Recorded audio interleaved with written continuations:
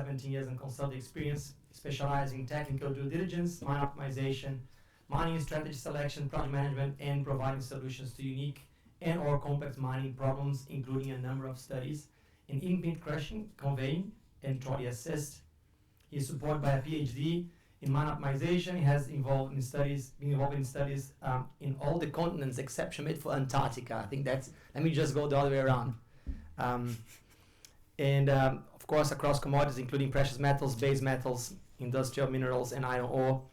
Tarrant's key focus is in connecting the technical levels of mining operation to financial outcomes. He's going to be moderating our panel, and I'm handing over to you. Good luck.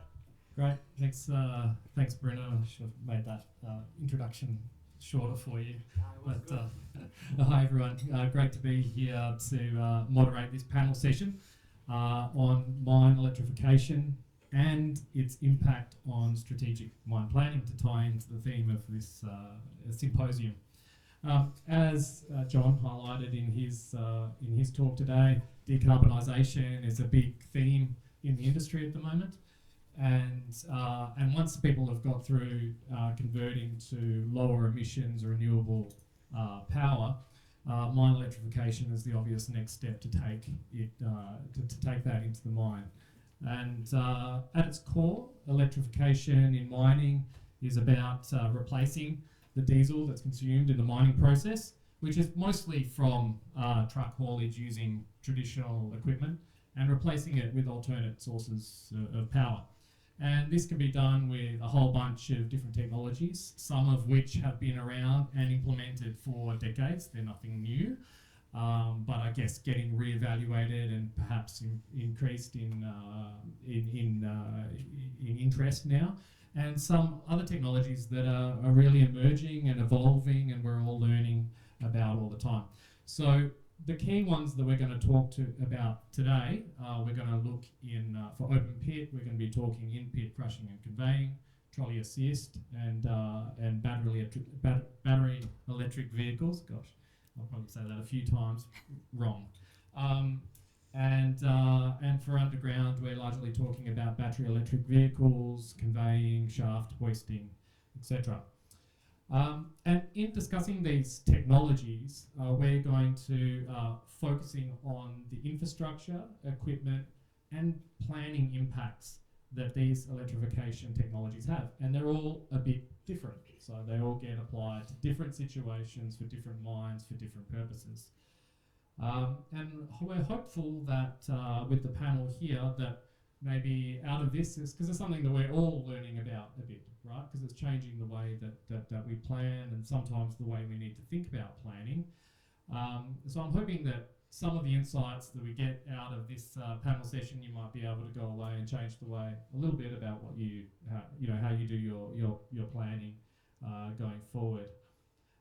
At the end, we kind of want to make this a bit interactive, so we do have some people in the audience who might call on. I'm not going to mention any names. It could be you. To get involved. But if you've got any questions or comments, there'll be a time for us to ask those. So please note those down, and we do definitely welcome those, and welcome your insights that from your experiences as well. Joining me on the discussion, we've got a great panel here. So firstly, we've got in the middle, we've got Gavin Mann, who's a principal for mining technology at South 32. Gavin has over 20 years of experience in mining, operational, technical roles, skills including strategic planning, risk management, studies, operational management, business improvement. Gavin has hands-on experience in gold, nickel, copper, zinc operations, specialising in managing deep, narrow vein style deposits in challenging ground conditions. And in his recent roles with Goldfields South 32, has been focusing on underground electrification of underground mines and automation. So a great addition to our panel. Please welcome Gavin. We need claps to encourage us to continue on towards drinks. It gets us closer. So at At the far end, we've got Phil Morris. He's an independent mining consultant and associate at Snowden Optiro. Phil has over 50 years of experience in open pit mining. Thank you for saying that so quietly. doesn't look it. 51. 51. Is it 51 or 52 now? 52. Yeah, 52. Okay, sorry, I shortchanged you. Including 25 years in large pit open pit precious and base metals operations with Rio BHP in Placidome in a range of technical managerial roles in Australia, Papua New Guinea, South America and Africa. 4 years as general manager, CEO of an international mining contractor in Ghana and Tanzania. And then 17 years as an international mining consultant, focusing largely for the last 15 or so years in pit crushing and conveying. So please welcome Phil. Last but not least, we've got Sarah De Vries, who has recently joined us at Snowden Optiro as a principal consultant, focusing on mine electrification. Sarah has over 15 years of experience in mining operations, planning, consulting, for both open pit and underground mines in Australia and Africa. Her particular focus is on mine electrification, and she has 4 years of experience operating and design for a diesel electric trolley assist operations in Zambia. 6 months of experience with Fortescue assessing electrification options, including trolley assist and battery electric vehicles.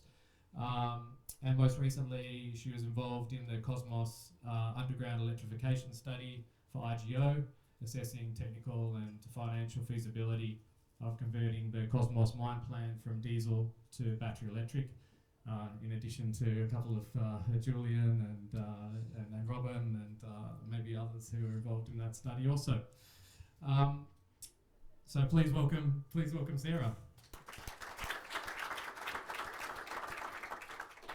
Before we kick it off, just want to say the standard disclaimer that each of our panelists are providing their own views and opinions during this session, don't necessarily represent the views of their organisations that they represent, so they're free to say whatever they like. So with that being said, we'll kick it off with we'll start with a bit of an overview of the various technologies before we get into the detail. So maybe we just start, Phil, with open pit, and you could explain what in-pit crushing and conveying is about. Sure. We were around. IPCC as in-pit crushing was around before the Plenary Commission on Climate Change and all the rest of it. So we have the original IPCC. In-pit crushing and conveying is essentially a means to cut down your long hauls and replace trucks, because conveying is much more efficient means of transporting material than with trucks. In-pit crushing essentially exists in 3 forms around the world. There are over 500 operations worldwide that are using forms of in-pit crushing, but you can have an ex-pit crusher, which is traditionally located somewhere as close as you can to the pit rim with external conveyors. A semi-mobile in-pit system, which can either be located and moved once every few years or can be moved on a more regular basis depending on the nature of the crusher system. And fully mobile systems, which lend themselves to a continuous form of mining, most simply like in a coal mine where you've got a high wall mine, where the whole system, everything is done with the in-pit crushers and loading system, and there are no trucks whatsoever. So perfect solution for IPCC is fully mobile. Doesn't happen very often, and you work your way backwards from that. 2 types of crushing, of course, is that you're trying to crush ore and as well as waste. We all crush ore because you've got to get it to the plant and reduce size comminution, but traditionally now, as metalliferous prices in particular get higher, the strip ratios of our mines go up in open cut environments, and so we're usually mining waste before we're mining ore. And when you've got large tonnages of waste, it lends itself to in-pit crushing and removal of the waste to an external dump. The problem is that all the crushing costs for waste is dead cost, whereas for ore, you're already going down that path no matter whether you use IPCC or not. I think that's enough, I suspect, for now. Thank you. Perfect. Yeah. Maybe we move to Sarah. Talk about Trolley Assist. Hi everyone, thanks for coming today. Trolley Assist is a very well developed technology that's been in use for over 50 years. A diesel electric truck is required to use Trolley Assist. A diesel electric truck uses a diesel generator to drive the electric wheel motors which propel the truck. When the truck is underneath the required electrical infrastructure, the truck raises its pantograph to connect to the overhead line, or the OHL. Electric power is then drawn directly from the OHL to power the electric wheel motors and propel the truck. The diesel generator is disengaged and the truck runs on electric power. Once the truck reaches the end of the OHL, the pantograph is lowered and the truck reverts to diesel power. Traditionally, Trolley Assist has been used on ramps in pits or underground, where significant diesel and cost savings can be achieved, as well as a substantial speed increase, up to double. Right. Maybe you can continue on. Okay, sorry, you're going to get sick of me talking, but I won't talk at the end. Electric excavators and rope shovels. Tethered rope shovels or excavators have been around for a long time. Rope shovels are pretty common in WA. Backhoe excavators not so much, and that's generally due to the requirement for significant electrical infrastructure. Diesel is easier and provides more flexibility. A major innovation in the last few years is the addition of automatic cable reelers to minimise the manual handling of cables and allow faster and simpler relocation of the excavator. This is also a great innovation to stop the cables getting run over, and I won't tell you where I've seen that happen. Moving on to battery electric trucks. Battery electric ultra-class trucks are a very new and still developing technology. It's only recently that battery technology has advanced to the point that powering an ultra-class mining truck has become technically feasible. With this technology, a lithium-ion battery replaces the diesel generator in a diesel electric truck. It's a much more flexible solution than Trolley Assist, with the same benefits of completely removing diesel consumption, as well as the speed increases on the ramp. It also means that the power generated during braking can be stored in the battery instead of lost as heat. Free power. It still requires significant infrastructure to set up battery charging stations, which are required far more frequently than diesel refuelling. For example, you may only refuel a truck with diesel once or twice a day. You will need to, with current technology, need to recharge at a charging station every 4 to 6 hours, depending on usage. Please forgive me reading my notes. There's a lot of information and I don't want to miss any of it for you. I guess that's going to be something that we're going to talk a little bit more detail about later on as well. In terms of underground, the concepts are quite similar, I guess. The focus on, but just a different application, right? So. Underground we're looking at battery electric loaders and trucks, as well as ancillary and light vehicles. Tethered electric loaders have been around for decades. However, they haven't been very flexible and they're generally used in stationary operations such as block caves. Battery electric trucks and loaders have been developed over the last 5 to 10 years, mainly in Europe and Canada. And they are much smaller than their open pit equivalents, and the technology is therefore further advanced. The smaller size has allowed the concept of battery swapping to be developed, where instead of parking up a vehicle for some time to charge it, the entire battery is swapped out for a freshly charged battery. This allows the vehicle to remain in productive use longer, with typical battery swap times ranging for 5 to 20 minutes currently. It also allows the depleted battery to be charged at a slower rate, thus extending the life of the battery. Currently, decline truck haulage on a single battery charge is limited to several hundred vertical metres. Decline hauls of more than that will require multiple battery swaps, which is challenging logistically. More traditional options such as shaft hoisting or conveyor transport, or passes, or a combination are more appropriate at the moment for deeper mines. Perfect. Okay, no, that's great. And so I think that gives you an overview of some of the things that we're going to be talking about in the the context of strategic mine planning. I guess each of those things, each of those particular technologies we're doing for a reason. We're doing to generate some benefits, whether it be economic, environmental, safety. So it's not just about, one thing I would say is it's not just about the emission savings that we're going to get through this. There are other benefits that we're driving through this. But maybe, Gavin, you can kick off by talking about some of the benefits that we're trying to drive in the underground space. Thanks, Tarrant. Look, I think the discussion on benefits is pretty well advanced these days, and there's a wide range you can choose from in your ESG or productivity or financial toolkit. South32 focused its early efforts in the application suitable underground for a few reasons. The first being that the underground environment offered a smaller scale in which to start to play, and that was also where the OEMs, first started to make inroads into the industry as well, with those smaller vehicles and the scaling down approach to get a start.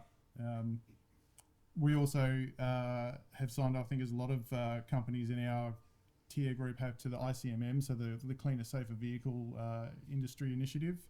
That's a good tool to align, I think, a strategy piece around when you're looking at the vehicle interactions, diesel particulates, greenhouse gas emissions. That really gets quite a high level sort of motivation towards the benefits for electrification. And for us in particular as well, at the time we were kicking off a pre-feasibility study, so we were looking at some options.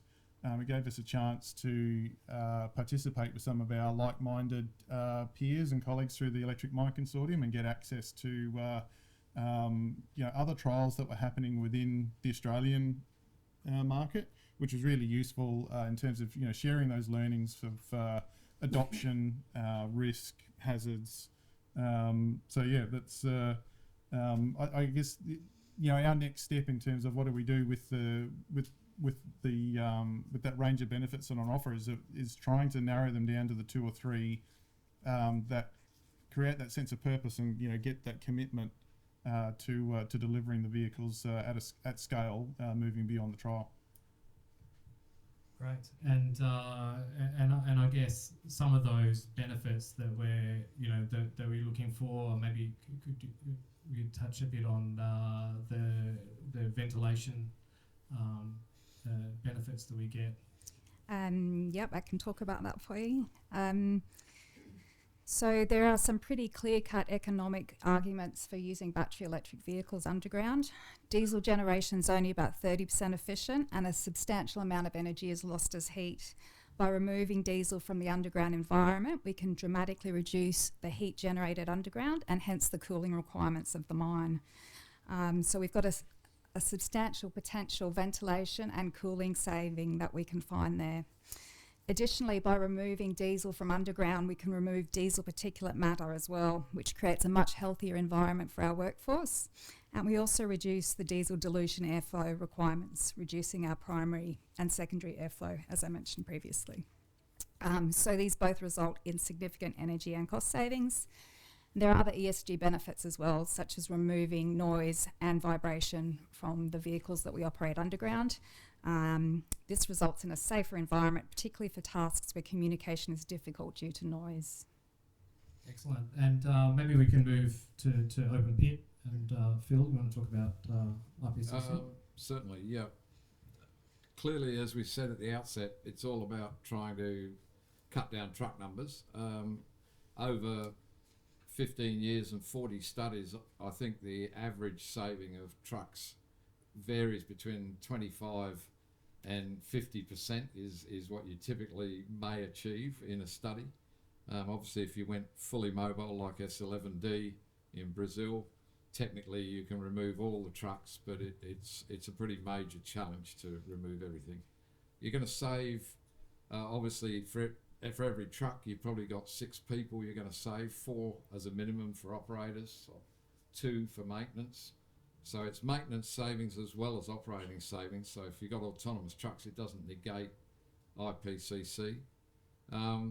Obviously, you've got the diesel and the emissions and the carbon reduction, certainly the on-site carbon emission reduction. You've got to have clean energy to make that flow all the way through the system. You're going to cut down on your capex from your truck fleet. And one of the things that gets forgotten a lot is maintenance workshops. Maintenance workshops we've found cost an absolute fortune, and for every dozen trucks you can save, you can make a really major reduction in capital for your infrastructure. The upshot of that is that, on the plus side, let's stay with that, conveyors, 15% dead weight, 85% live load, a truck about 50%, so you're carrying a lot of dead weight around in a truck, and once you add the efficiency or inefficiency of diesel versus electricity to that, you can see where the crushing and conveying can be enormously cheaper than a trucking operation, but there's some downside that we'll talk about later. And shall I chat about the trolley assist? I mean, obviously, trolley assist, we can do 25 kilometres up the ramp instead of 12 or 13 kilometres quite comfortably. When you're on trolley, you're only idling the engine, so you're using 10 or 12 litres an hour instead of the full engine power, which might be as much as 500 litres an hour or more for a 360 tonne class machine going up a ramp. You're going to cut down the emissions, and obviously if you've got faster trucks you'll have less of them, and therefore less capex and opex associated with the personnel. Great, thanks Phil. Cheers. And Sarah, do you want to just touch on the... Oh, yeah, very briefly, BEVs are just an extension of all of that, removing your diesel consumption and your emissions from diesel. Eventual cost savings once the technology advances. Batteries still are very expensive and reduce noise. Great. So I guess the one question is where have these technologies been implemented? So some of them are much more mature and have been implemented, have been tested, have gone through all the learnings, and some are much newer. So maybe we'll just start on the underground side with the BEVs. And Gavin, can you maybe just share some of the things that are going on and evolving all the time in that space? Yeah, I think that's a good way of describing it, as progression or evolution, Tarrant. I think there's a lot of publicly available information there about who's ordering what, and there's some pretty big orders out there as well, which is really positive signs, I think, for those signals of intent for the various companies. We're not talking ones and twos. We're looking at 20s and 30s of equipment, and in the heavy haulage space as well, which is, I think, probably the most ambitious of the equipment that I think anyway for underground mining is ready to deploy, or has the best place to fit in your mining operating system. The trials that I was aware of as well through the EMC, we've seen the heavy haulage gear in Australia, which is great. The 518B and the Z50 trials that happened at Goldfields, as well as the integrated tool carrier. There was also the 665B at Anglo Ashanti. So there's definitely intent there, to use these machines and to see how they fit in even our existing mines, our brownfields mines, which is always, I think, a bit of a introduces additional adoption risk into a program to electrify a mining fleet. I'll hand it back to you. You got some others, Sarah? Yeah, I've got some favourite examples I'd like to share with you from overseas. Canada's way ahead of Australia, although generally with much smaller kit than we use here. Borden Mine was one of the first to start using BEVs underground due to their location next to a town and the need to reduce noise and exhaust fumes. And that's the good old social licence to operate that we keep hearing about. Macassa Mine in Canada, which is where the original artisan truck was developed by Mike Mayhew and his team. That's now the Sandvik gear that we see running around. Well, not in Australia, but in Canada. Vale in Canada has been using electric gear underground in Sudbury for years, again on smaller equipment. And of course, Glencore's Enlarping Depth Project in Sudbury, which is an extension of the Craig mine. This mine was economically unviable using diesel due to the amount of cooling required. This was proved in 2 feasibility studies. It was only by going fully electric that they were able to make the project work economically, which I think is such an exciting development. And then, of course, you've got companies in Europe, such as LCAB and Boliden, who are well ahead of us as well and have been trialling BEVs for 5+ years. Thanks, and if you're interested in any of those examples, just reach out to us and we'll let you know the names of those mines, and you can you can have a look at them online. Phil, do you want to talk to where IPCC has been? Yeah, it's. I think everywhere is the only thing I could write down here. There's a PhD done in 2012 by somebody who was working for Sandvik that. At that point in time, there was somewhere between 520 and 540 installations worldwide. I think it's probably substantially higher than that in total. But you see, in-pit crushing covers such an enormous range of material types and ore and waste. I mean, you've got tar sands, which you classify as an ex-pit crusher or a style of crusher, but it doesn't require hard rock crushing.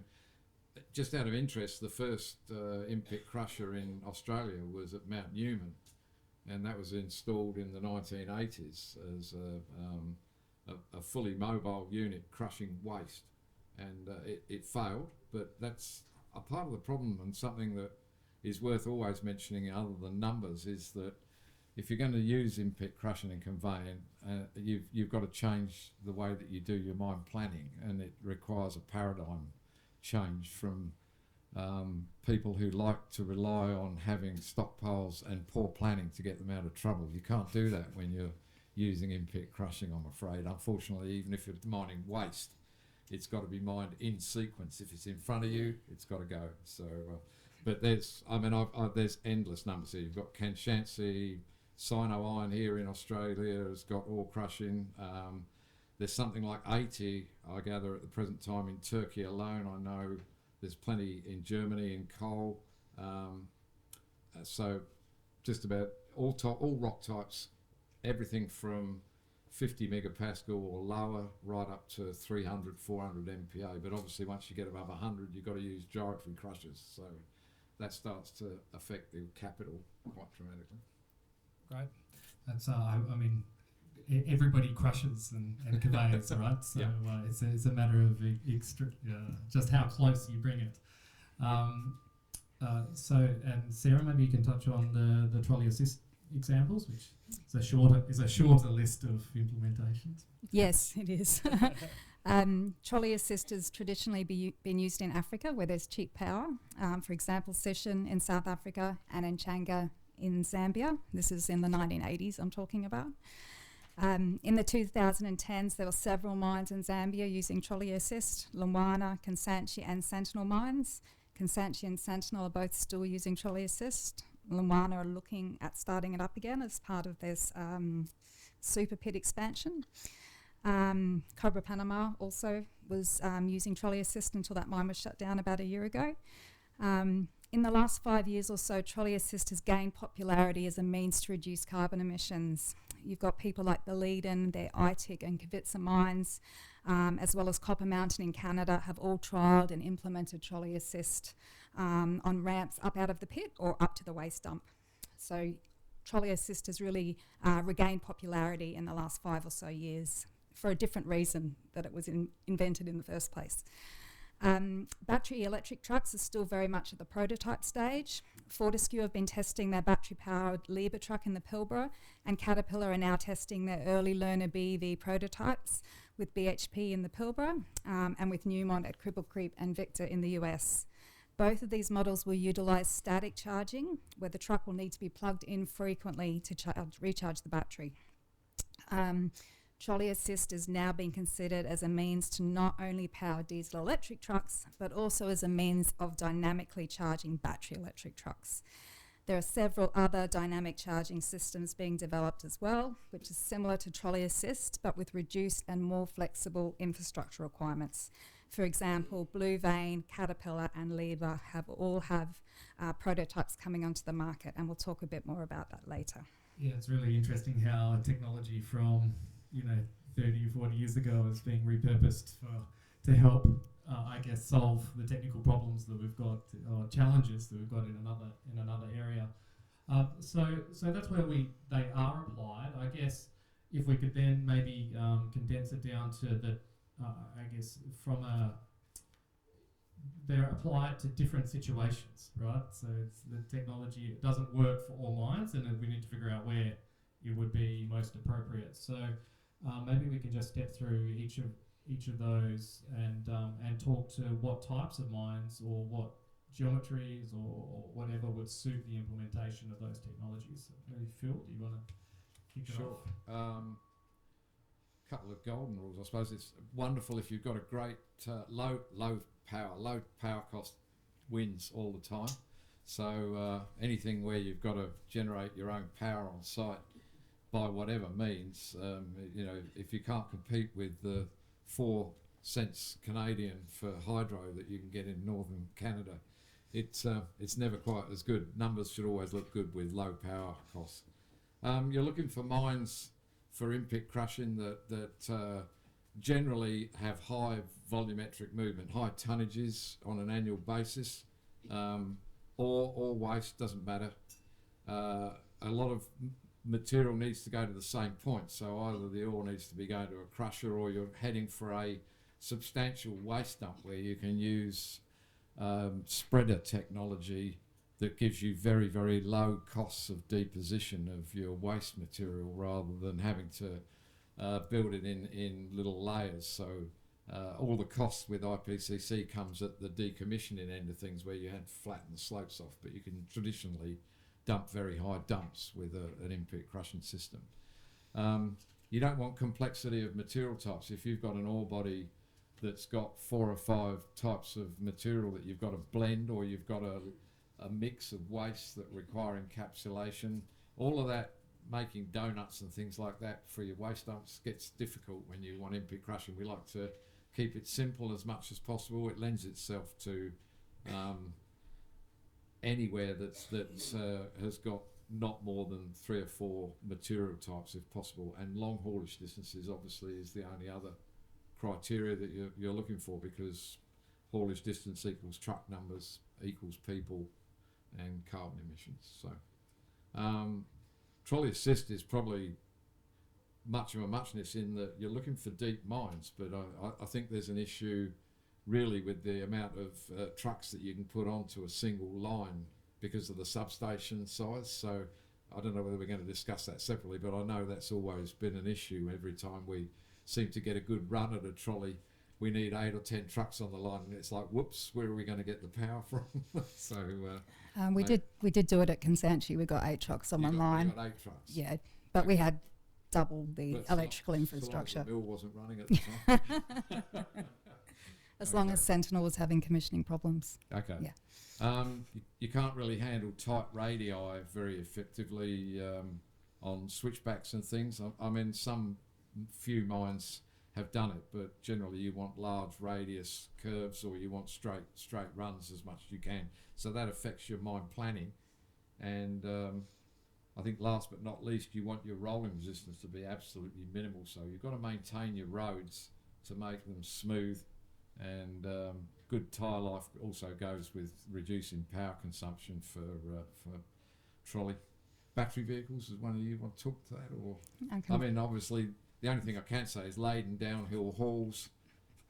Great if, again, you've got this ability to either, you can recharge the battery on the truck if you've got laden downhill hauls, or if you've got a pantograph, you can actually run power back into a system. And while I think about it, in-pit crushing allows you to put your waste dump miles away from the pit, and if you could get a downhill haul for a conveyor, you can generate power on a permanent basis with in-pit crushing that can be fed back into your circuit for the mill system. And so I think it's a really plus I forgot to mention about in-pit crushing was it takes away the need for your waste dumps to be sitting right against the edge of your pit, particularly if you've got downhill hauls.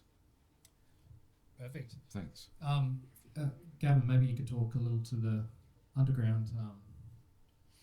Yeah, look, I think of the sort of categories you mentioned there earlier in your question, really the only, I think, difficult commodity for battery electric vehicles to find an entry point is, I think, coal mining, with the intrinsically safe nature of electrical systems in coal mines. I'm not speaking from any degree of experience there, or having spent underground, time underground, but that's probably the one commodity that at the moment presents the most challenges in terms of adoption.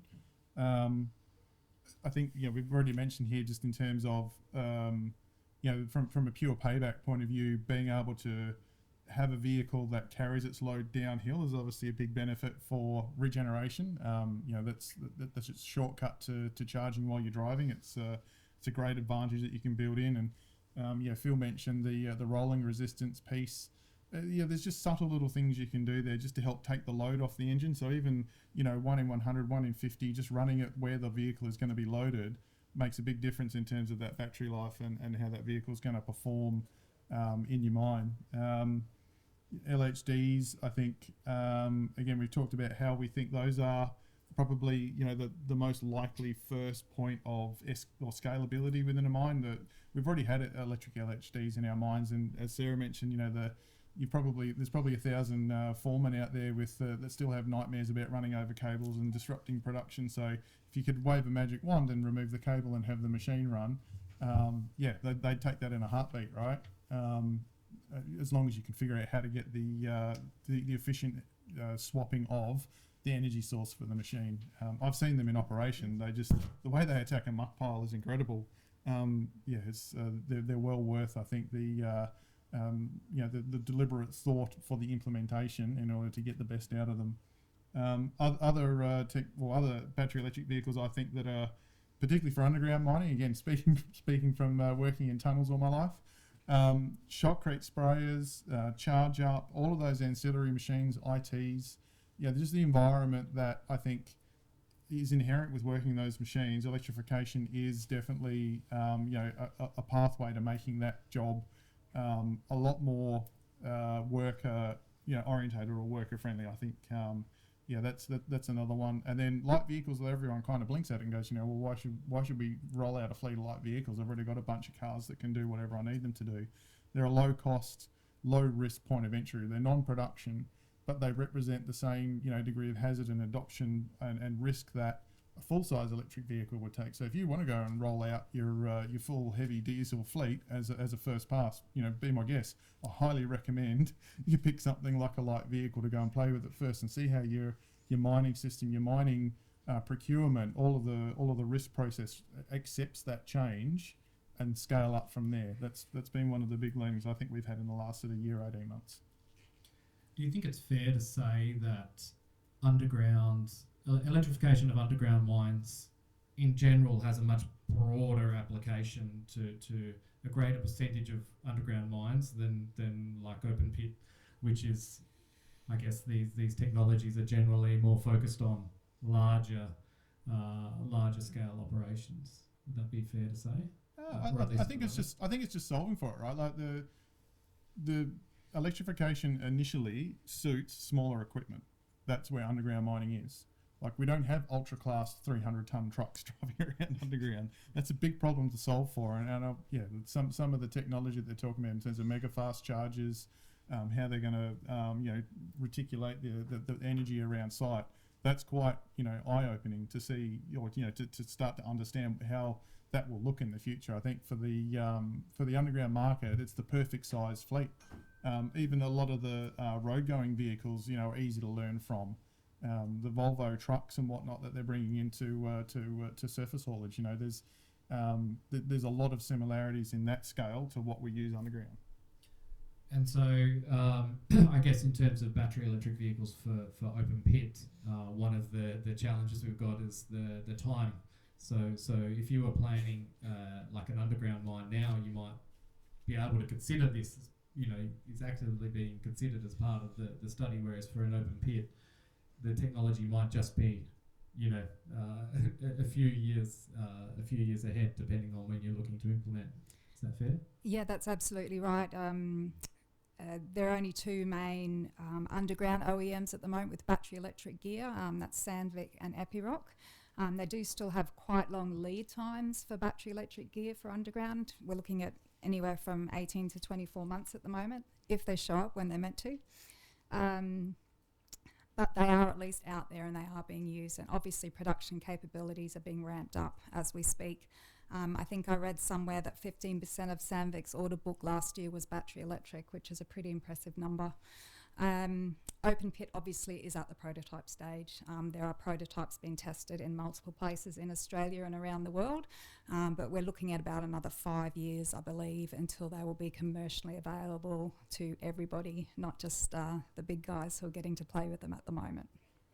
And I guess it's looking a bit far into the future, but do we think that in open pit, once these challenges are resolved, that battery trucks will be, widespread on mines of all sizes?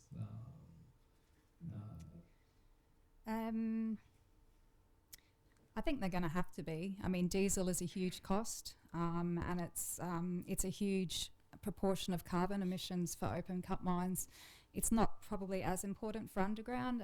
The proportion of power usage, carbon emissions on a site that comes from diesel haulage underground is comparatively small, but certainly for open pit, the amount of diesel and carbon emissions that come out of the diesel fleet is huge. I think it's about 30%, depending on the mine, obviously. So that's something that obviously has to change, and whether it's a first step such as renewable or biodiesel, or even moving from a fully diesel truck to a diesel electric truck, where you get 25 to 30% savings in fuel efficiency, because that's the technology that's available now, whether it's looking at trolley assist or whether it's planning to eventually move into that battery electric space. I think any mine, particularly with a major mining company, even a medium mining company these days, has to be looking at it, because it is the way of the future, in my opinion. Absolutely.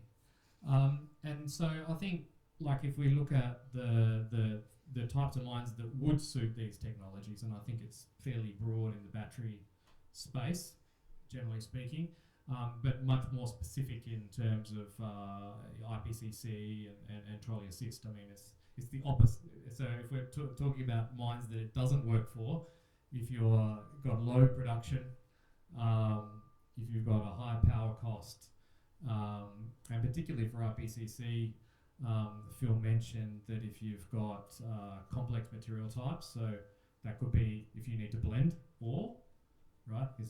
It's challenging.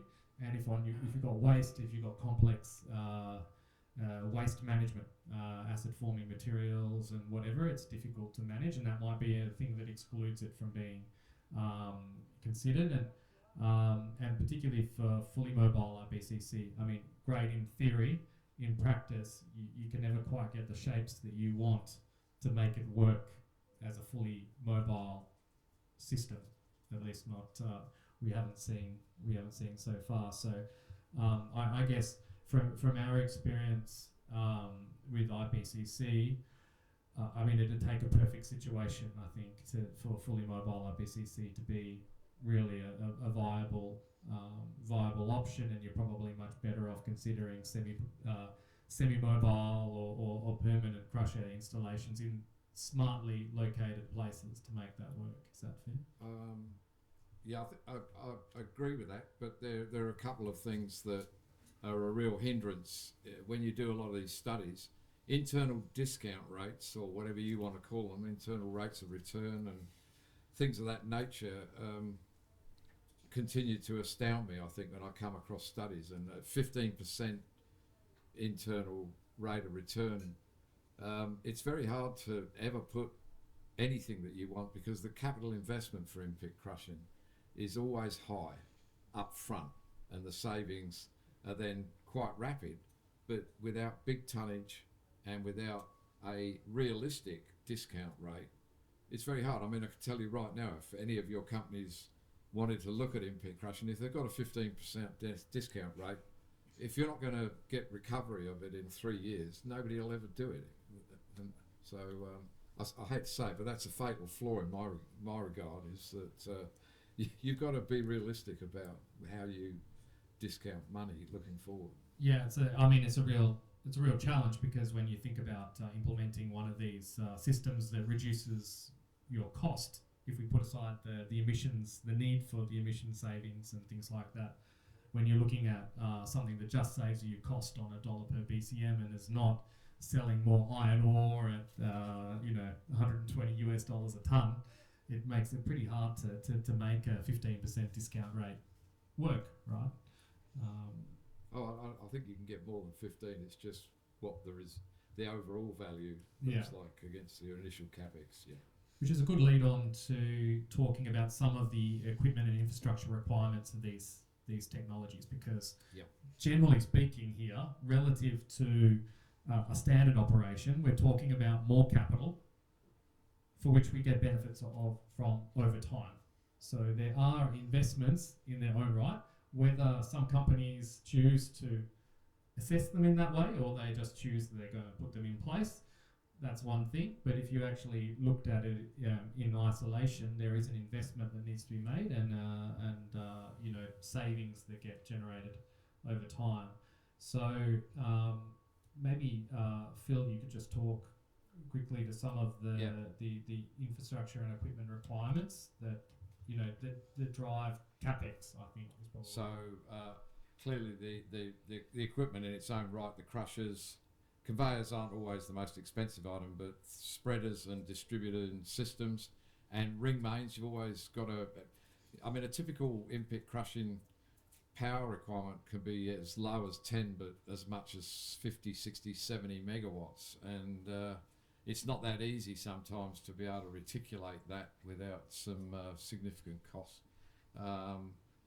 Usually we've got to then bring that power into the pit if we want to get anything except pit rim crushing, and that makes things more complex unless you've already got a good in-pit system with frangible mast or whatever you're going to use. Capital cost in itself we've mentioned. Usually the reason that people get hung up on in-pit crushing is that a large crusher now is north of just a raw machine, 25 million US or something like that. And by the time you've got all these things built, civil works and all the reticulation, usually a full-blown in-pit crushing system for waste, for example, will be in the order of upwards of 200 million. And so you can buy a lot of trucks for 200 million, so you're going to recover that and reduce your emissions, but you've got to get it as quickly as you can. So long hauls is the key, I think.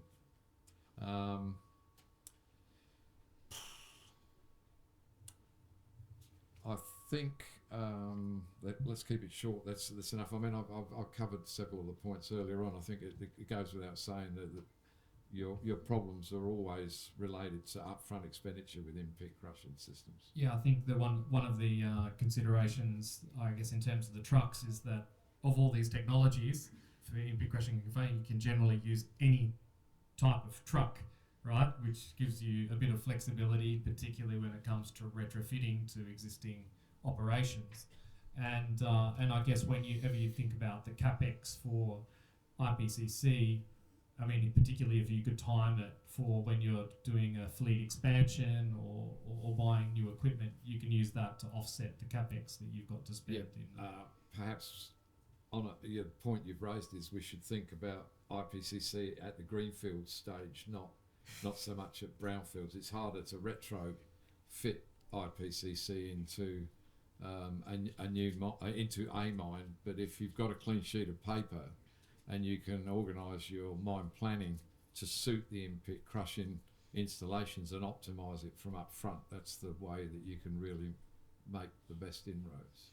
The same goes for trolley assist as well, if you get a chance to do it up front. For example, you'd like to put your trolley assist in, your trolley ramp in on a final pit wall, and that might change the way you would typically stage your pits. Doing it the typical donut style is not necessarily going to work for you unless you have to unless you're prepared to move that trolley line as you proceed with the next cutback. That might be okay to do in Africa where the labour is reasonably cheap, but it certainly wouldn't work in Australia, I don't think. So if you can put it in once and leave it there, that's first prize. And so just continuing on Trolley Assist, what are some of the major investments and infrastructure required to support that? I guess there's quite a few. It's obviously not a cheap exercise. You have to buy a DC rectifying substation to provide DC power to your trolley line. That's anywhere from $1 million US to $2 million US. And if you need more than one of those to provide for a greater quantity of trucks on that line, then you can multiply that. Your actual trolley line itself, the poles and the wire, copper's very expensive, would you believe? That's another couple of $1 million. And that's before we get to mining an additional lane on your ramp. So instead of your typical 2-lane ramp, you're going to need a 3-lane ramp. I get lots of questions about this. I'm not aware of any 2-lane trolley ramps anywhere in the world. 3 lanes are used for safety reasons. If you've got trucks going onto the trolley at 20 k's an hour, where are your light vehicles, ancillary vehicles and diesel trucks meant to travel? Okay, it's not to say it can't be done, but I'm not aware of anywhere it's being done at the moment or has been done in the past. And in terms of construction, you're looking at least 3 months to build the physical infrastructure. And that's another reason you need that 3rd lane, although perhaps in Australia we wouldn't allow people to be working on installing a trolley line while you've got diesel trucks running up beside them. That's probably not really acceptable anymore. So it does result in a substantial production interruption to put that trolley line in. And you obviously need electric drive trucks, diesel electric trucks, not straight diesel trucks. So that obviously limits you if you're an existing operation, and it can be like when you're looking at an existing operation, you've got to either switch out the entire fleet or wait for a replacement or not have all of your equipment. That's right, and the other thing I forgot to mention is the physical pantograph and trolley box that needs to go onto the trucks as well. That's also more money, more weight. Pantographs are notoriously tricky. If the platform that the pantograph sits on isn't designed and built correctly, you can have all sorts of problems. So it sounds pretty easy, but it's not necessarily. Yeah. And for BEVs, the charging? I'm actually going to throw to someone in the audience who knows more about this than me.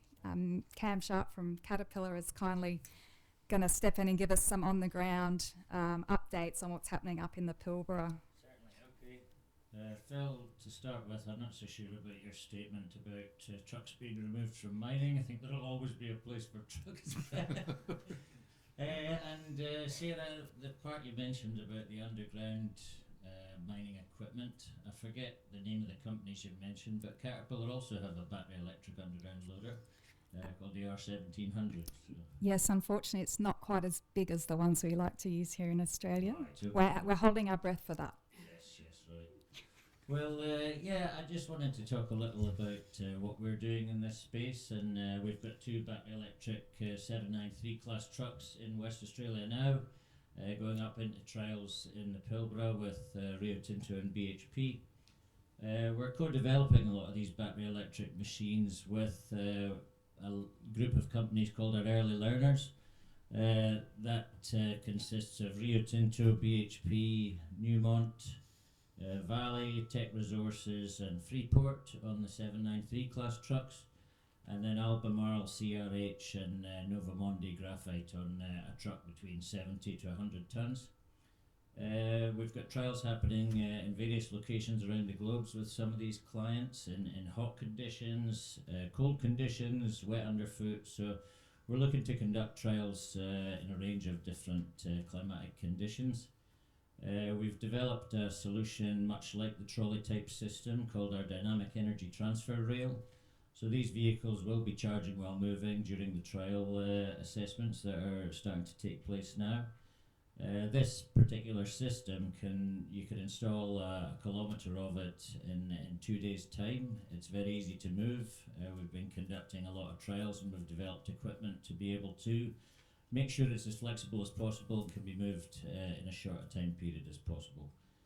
These battery electric trucks can also be used alongside diesel electric trucks, which can utilise the same rail. So we're making sure that we've got a lot of flexibility built into these product lines so that battery electric vehicles can be used in conjunction with existing fleet. We've also got a program running at the moment called the Pathways to Sustainability, and it's a program where we're supporting some of our clients on their decarbonisation journey.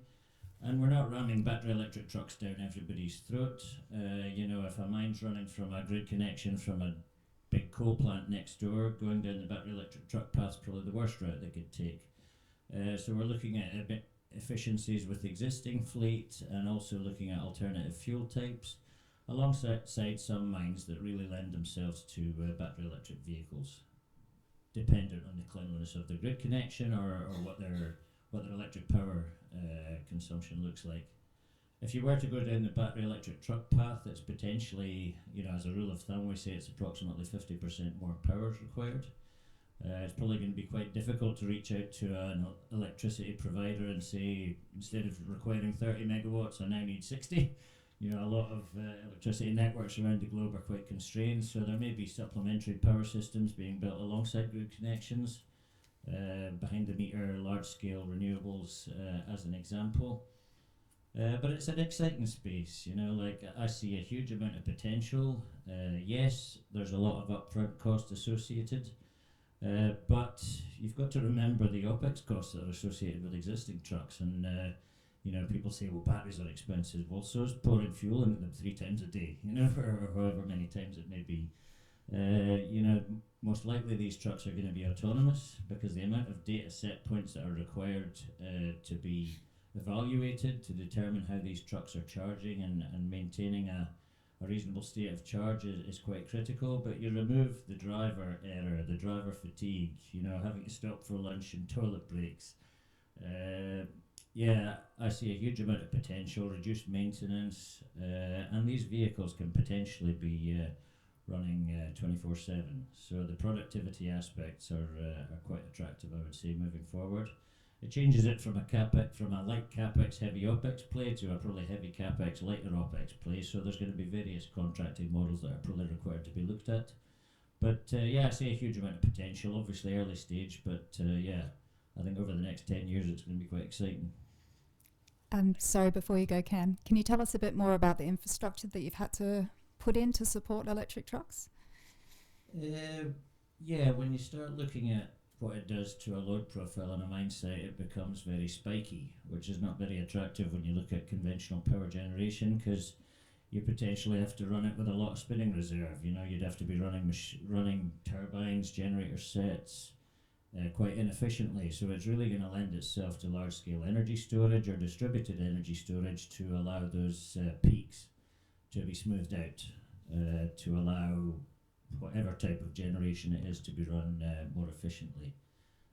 Obviously, every mine site's different. You know, some have potential for wind, some can look at solar. You know, I look at mine sites all over the globe. Some are in the jungles of Vietnam. You know, some have hydro connections. You know, there's no silver bullet. There's a lot of different technologies are going to be required to support all our different clients' decarbonisation journeys from an electric power perspective. But I think it's there's going to be a huge rise in energy storage. Would be my thoughts. Thanks, Cam. And for all the mining engineers in the room who didn't understand half of what Cam said, I've managed to figure out some of it in the last couple of years, and I'm sure you can too. It's pretty interesting. Thanks, Cam. And maybe we just very quickly touch on the differences in infrastructure required underground for. Oh, okay. Yep. That's I can you take that. Yeah, look, I think we all obviously know there will have to be some accommodation for battery swapping underground, particularly when you're looking at a shaft mine. Like, you can still run battery electric with a single dedicated access through your shaft. In sort of thinking through some of the challenges with how do you design the space to be able to enable the battery swap to be as quickly as possible. Those are some quite detailed thoughts that you have to have around cycle time, battery swapping, battery charging, where you store the battery to be charged, and what's the better configuration then as well for in the workplace. Do you want to be transporting a battery to the workplace for the loader to pick up and swap and then take it back to the charging location? Sounds a bit like double handling, but the real, I think, drag on a battery electric loader is it tramming around the workplace, with just itself to get to the next location. So, minimising some of that tramming distance and thinking through where you want the energy to be spent in the workplace and how you're going to store the batteries, even the communications network at the moment. So I know everybody's using, LTE and, that, what do we call, wireless communications underground, but knowing that this activity in particular needs some sort of monitoring or connectivity in order to acknowledge the hazard that's in the workplace. So we know that charging batteries can be hazardous. That's where your risk profile increases. That doesn't mean that it's still not manageable with the right controls in place. But making sure that you've got line of sight over how that battery's behaving in the workplace is going to be important, because the battery management system will look after all that. It'll tell you, how the battery's performing, and it probably gives you, more than ample time to be able to respond or react to a potential situation than you probably have in your mine at Current, where a CCTV camera starts, showing some cloud of smoke evolving in the corner. Then on top of that as well, I think Cameron, was it? Yeah. Cameron was mentioning about how we set up our infrastructure to manage, that peak loading. That's one piece that we've been quite interested in trying to develop with a lot of energy providers. It's about the demand side, not the load side. So, that's the initial speed bump you got to get through when you're talking to your energy service provider, is they'll come back to you and say, yeah, well, you just tell us what the load is, and, we'll give it to you. We'll give you all the electrons you want.